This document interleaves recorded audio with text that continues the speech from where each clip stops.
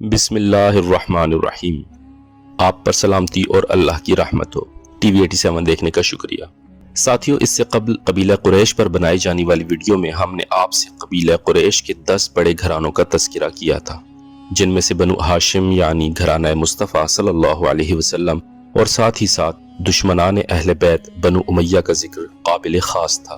T V 87 کا وعدہ تھا کہ جلد بنو امیہ کے مظالم اور ان کی ملوکیت پر ایک مفصل اور جامع ویڈیو اپلوڈ کی جائے گی۔ سو آج اپنے وعدے کو تکمیلی شکل دیتے ہوئے ہم نے جس ٹاپک کا انتخاب کیا وہ ہے بنو امیہ اور اس کی جبری ملوکیت۔ دوستو، یہ واضح رہے کہ ٹی وی 87 فرقہ واریت سے مبرہ، قرآن و سنت کی روشنی سے منور، صرف مستند روایات سے ماخذ علمی تحقیق آپ کے سامنے رکھتا ہے، لہٰذا اختلافات اور تنقید سے بے خوف ہو کر فقط حق گوئی کو ملحوظ خاطر رکھتے ہوئے ہم آپ سے وہ ریسرچ شیئر کریں گے جو روز قیامت ہماری شفاعت اور قرب اہل بیت کا باعث بنے۔ بنو امیہ کی تاریخ کو سمجھنے کے لیے آقائے دو جہاں صلی اللہ علیہ وسلم کے جد امجد جناب عبد مناف سے آغاز کرنا ہوگا۔ قبیلہ قریش پر بنائی گئی ویڈیو میں ہم آپ کو بتا چکے ہیں کہ عبد مناف کے 4 بیٹے تھے، ایک تھے مطلب، دوسرے نوفل، پھر جناب ہاشم اور چوتھے عبد الشمس۔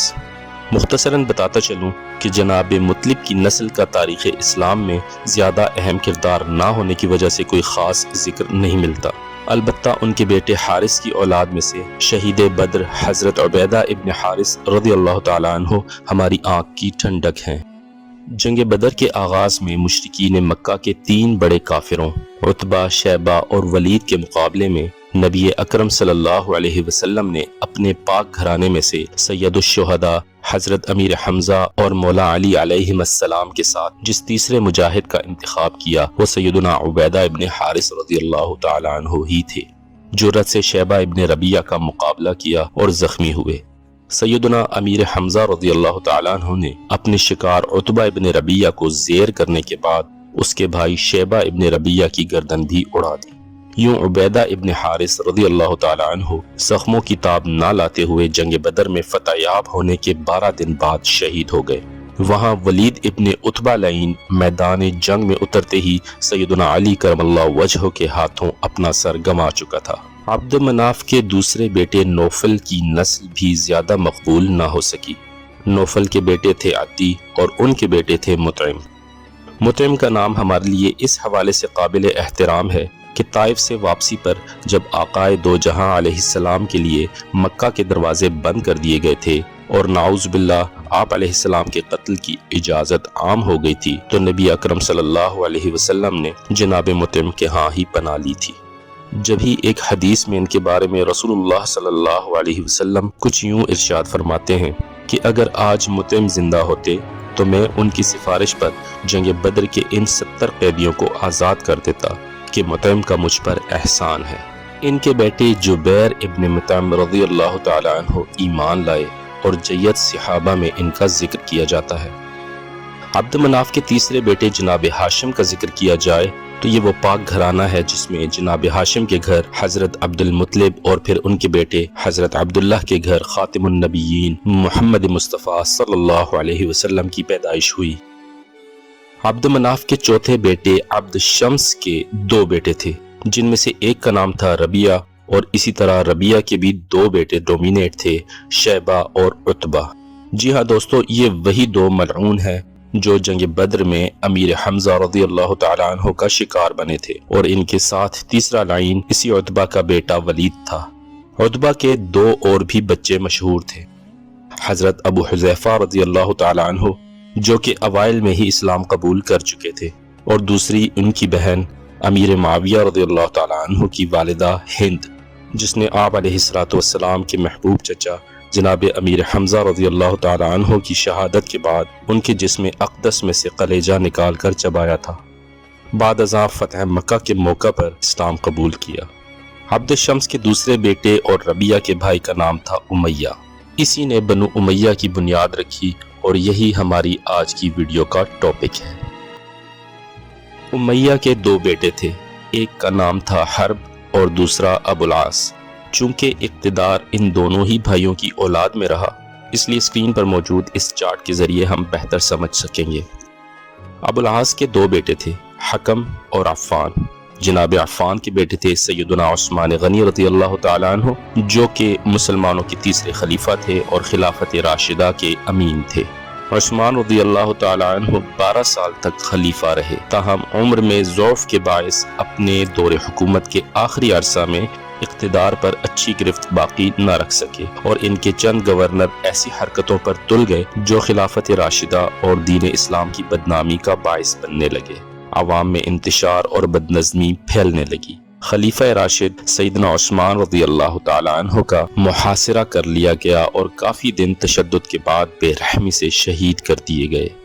فساد اور فتنوں کے اس دور میں امت مسلمہ کو متحد اور یکجا رکھنے کے لیے ایک ایسا نام سامنے آنا ضروری تھا جس کی خلافت پر سب سر تسلیم خم ہوں۔ نبی علیہ السلام کے گھرانے سے سیدنا علی رضی اللہ تعالیٰ عنہ کو مسلمانوں کا چوتھا خلیفہ چنا گیا، لیکن اقتدار کے پجاری چین سے نہ بیٹھے اور سیدنا عثمان رضی اللہ تعالیٰ عنہ کے قتل کے بدلے میں قاتلین عثمان کی گرفتاری اور سزا کا مطالبہ کر دیا۔ یہ مطالبہ قوی بھی تھا اور بجانب حق بھی، مگر اس کے پیچھے مقاصد کچھ اور تھے۔ شرپسندوں نے بڑے بڑے جید صحابہ کرام کی صفوں کو توڑ دیا اور ایک دوسرے کے سامنے میدان جنگ میں لا کھڑا کیا۔ سیدنا علی رضی اللہ تعالیٰ عنہ روتے اور اپنے بیٹے امام حسن رضی اللہ تعالیٰ عنہ سے فرماتے کہ کاش یہ وقت دیکھنے سے 20 سال پہلے میں اس دنیا سے گزر جاتا، کیونکہ جس شخص نے نبی علیہ السلام کے ہمراہ سب سے پہلے دین حق کو رائج کرنے کی بنیاد رکھی، وہ اپنی آنکھوں سے اس کا شیرازہ بکھرتے دیکھ رہا تھا۔ جمل، صفین اور نہروان جیسے فتنوں سے نمٹنے کے بعد بھی حکومت کی ریٹ کو قائم رکھا، لیکن شرپسند باز نہ آئے اور مسلسل سازشیں کرتے رہے۔ آخر کار 19 رمضان المبارک سن 40 ہجری کو حالت نماز میں عبد الرحمن بن ملجم خارجی نے سر پروار کر کے حضرت علی علیہ السلام کو شہید کر دیا۔ اللہ کے نبی علیہ السلام فرما چکے تھے ان دو لوگوں کے بارے میں جو اس کائنات کے سب سے بڑے بدبخت ہیں، ایک جس نے قوم سمود کی اونٹنی کو قتل کیا تھا، اور دوسرا بدبخت وہ جس نے سیدنا علی رضی اللہ تعالی عنہ کے سر کے خون سے ان کی داڑھی کو رنگ دیا۔ صدق رسول اللہ صلی اللہ علیہ وسلم۔ سیدنا علی رضی اللہ تعالی عنہ کی شہادت کے بعد امت نے امام حسن رضی اللہ تعالی عنہ کو خلیفہ چنا، لیکن صرف 6 ماہ کی قلیل مدت کے بعد حضرت حسن رضی اللہ تعالی عنہ نے امت کو شرانگیزی سے بچانے کی خاطر 41 ہجری میں اقتدار حضرت معاویہ رضی اللہ تعالی عنہ کے حوالے کر دیا، کیونکہ فسادات کا وہ سلسلہ جو خلافت علی کے دور سے ہی چلتا آ رہا تھا رکنے کا نام نہیں لے رہا تھا۔ لہٰذا سیدنا حسن رضی اللہ تعالی عنہ نے 5 شرائط پر امیر معاویہ رضی اللہ تعالی عنہ کو آمادہ کر کے حکومت ان کے حوالے کر دی۔ یہ الگ ٹاپک ہے کہ ان 5 شرائط میں سے صرف ایک شرط پر عمل درآمد ہوا اور بقیہ 4 شرائط کو کبھی ملحوظ خاطر نہ رکھا گیا۔ اس کے علاوہ حصول اقتدار کا یہ طرز عمل اصول قیام خلافت کے عین برعکس تھا۔ یوں وصال نبی اکرم صلی اللہ علیہ وسلم کے ٹھیک 30 سال بعد خلافت کا دور ختم ہوا اور حضرت امیر معاویہ رضی اللہ تعالی عنہ اسلام کے پہلے بادشاہ بنے، اور رسول اللہ صلی اللہ علیہ وسلم کی اس مبارک حدیث کی تصدیق بھی ہوئی جس میں آقا دو جہاں نے فرمایا تھا کہ میرے بعد خلافت علی منہاج النبوہ 30 برس ہے، اور اس کے بعد کاٹ کھانے والی ملوکیت کا آغاز ہو جائے گا۔ یوں بنو امیہ کی ملوکیت 41 ہجری میں قائم ہوئی اور اس کا خاتمہ 132 ہجری میں ہوا۔ گویا 91 برس تک بنو امیہ نے عالم اسلام پر راج کیا۔ اس دوران 14 حکمران اپنے اپنے وقت کی مناسبت سے بادشاہت کے منصب پر فائز ہوئے۔ ان 14 بادشاہوں کو جاننے کے لیے بنو امیہ کے خاندان کا پورا سکیچ آپ کے سامنے رکھتے ہیں۔ امیہ کے دوسرے بیٹے حرب کے بیٹے تھے صخر، جن کا لقب تھا ابو سفیان۔ ابو سفیان کی 3 اولادیں مشہور ہوئیں، جن میں سے ایک ام المومنین سیدہ ام حبیبہ رضی اللہ تعالی عنہ، دوسرے حضرت یزید رضی اللہ تعالی عنہ جنہوں نے اسلام تو فتح مکہ کے موقع پر قبول کیا لیکن بعد میں جنگ یرموک کے موقع پر اہم کردار ادا کیا۔ اسی طرح ابو سفیان کی تیسری مشہور اولاد تھے حضرت امیر معاویہ رضی اللہ تعالی عنہ، اور یہ تھے اسلام کے پہلے بادشاہ۔ انہوں نے 18 برس تک حکومت کی اور اپنی وفات کے کچھ عرصہ پہلے اپنی زندگی میں ہی اپنے بیٹے یزید کو اپنا جانشین مقرر کر دیا۔ صلح حسن کی 5 شرائط میں سے جن 4 شرائط پر عمل نہ کیا گیا، ان میں سے ایک یہ بھی تھی کہ اپنے بعد حضرت امیر معاویہ اپنا جانشین مقرر نہیں کریں گے، بلکہ مجلس شورا اپنے خلیفہ کا انتخاب کرے گی۔ بہرحال یوں 59 ہجری میں اپنے والد کی وفات کے بعد یزید تخت پر بیٹھا۔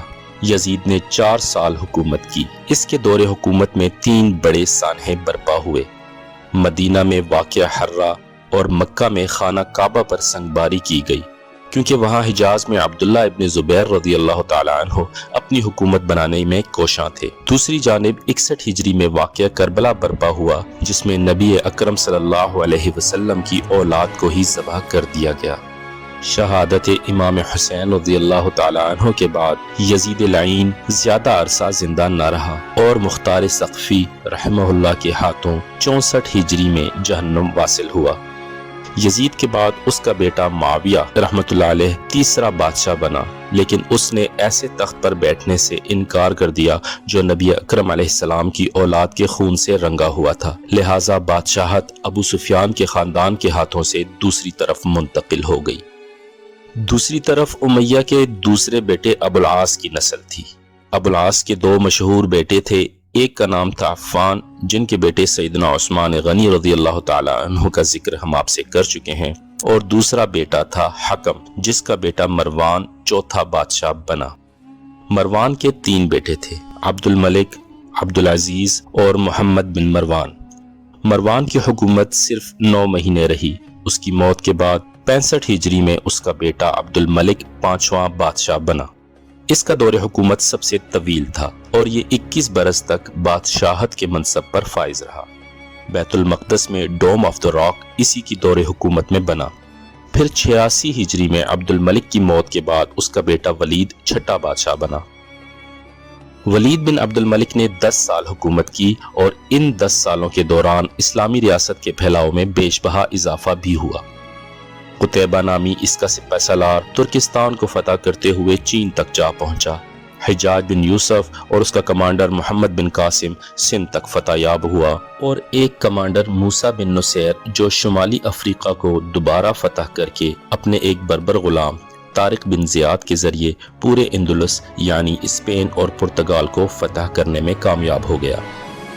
ولید اپنے بیٹے یزید کو اپنا جانشین بنانا چاہتا تھا، لیکن عبدالعزیز کے بیٹے عمر بن عبدالعزیز رحمۃ اللہ علیہ کی مخالفت کے باعث ایسا ممکن نہ ہوا، اور ولید کی اچانک موت کے بعد 96 ہجری میں اس کا بھائی سلیمان 7ویں بادشاہ کی حیثیت سے تخت پر براجمان ہوا۔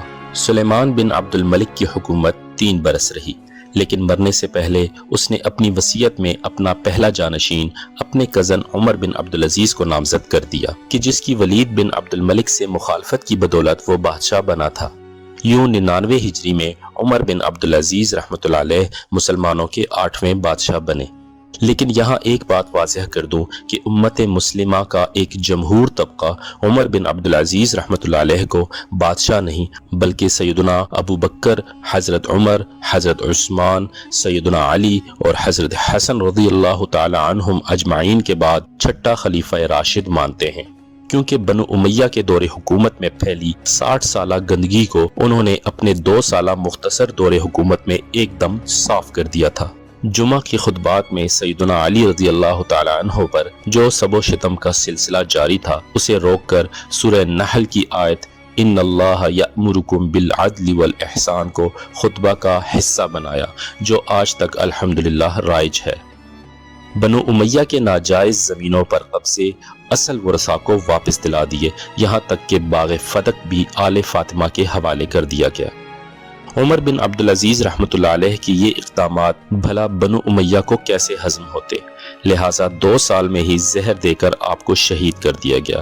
یوں آپ کے بعد 101 ہجری میں عبد الملک کا تیسرا بیٹا اور سلیمان کا بھائی یزید 9واں بادشاہ منتخب ہوا۔ یہ یزید بھی 4 سال حکومت کر سکا، اور پھر 105 ہجری میں اس کا بھائی اور عبد الملک کا چوتھا بیٹا ہشام 10واں بادشاہ بنا۔ ہشام نے 20 سال حکومت کی اور 125 ہجری میں اس کی موت کے بعد ولید کا بیٹا یزید 11واں بادشاہ بنا، لیکن 6 ماہ میں اس کو بھی قتل کر دیا گیا اور یوں اس کا بھائی ابراہیم 12واں بادشاہ بن گیا، لیکن وہ بھی صرف 6 ماہ تک زندہ رہا اور اس کے قتل کے بعد 126 ہجری میں یزید کا بیٹا ولید 13واں اور پھر 127 ہجری میں محمد بن مروان کا بیٹا مروان بن محمد 14واں اور آخری بادشاہ تخت پر براجمان ہوا۔ اس نے 127 ہجری سے 132 ہجری تک 5 سال حکومت کی، لیکن اس کے بعد بادشاہت بنو عباس نے چھین لی۔ یوں 132 ہجری میں بنو امیہ کے دور حکومت کا اختتام ہوا۔ البتہ بنو امیہ کی ہی نسل سے ہشام کا پوتا عبد الرحمن بن معاویہ بن ہشام بنو عباس کے ڈر سے بھاگ کر اسپین میں پناہ گزیر ہوا۔ بعد ازاں 138 ہجری میں وہاں کچھ علاقوں میں اپنی حکومت بنانے میں کامیاب ہوا۔ عبد الرحمن کی اولاد نے اندلس میں 280 سال یعنی 412 ہجری تک حکومت کی۔ ناظرین، امید ہے ہم آپ کے سامنے تاریخ کی کافی گرہیں کھولنے میں کامیاب ہوئے ہیں۔ اللہ رب العزت ہمارے علم میں مزید اضافہ فرمائے۔ ہم آپس میں جڑے رہیں، اس لیے ہماری ویڈیو کو لائک اور چینل کو سبسکرائب کرتے جائیے۔ خوش رہیے، خوش رکھیے، فی امان اللہ۔